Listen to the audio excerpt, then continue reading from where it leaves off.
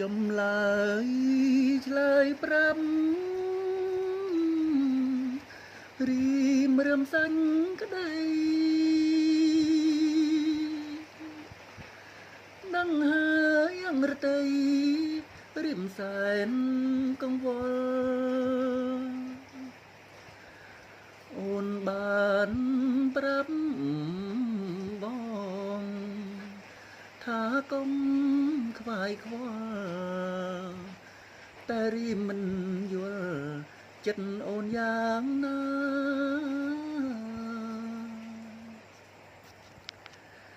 ទីមេឃស្រឡាំងតែខ្វះពន្លឺ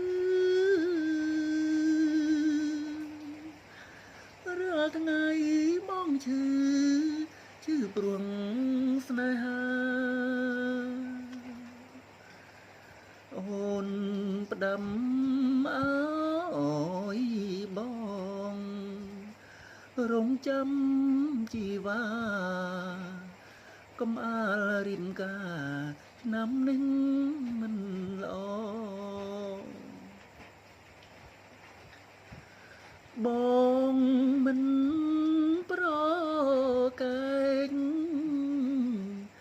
តែទ្រូងបងព្រួយយូរណាស់ឆ្នាំក្រោយបងសូមអង្វរតែបងត្រឹមចាំទាំងត្រដោសូមស្របវកុំបំភ្លេចបងទំនៀមទម្លាប់បងកើមពីនេះហោរាទុំទីបងមិនសូវមក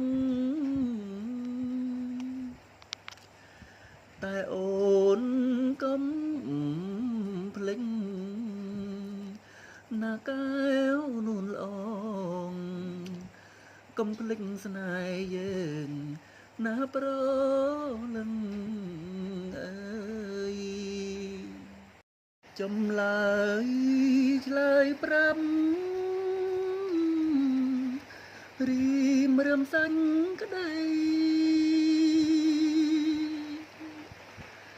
ដឹងហើយអង្រតី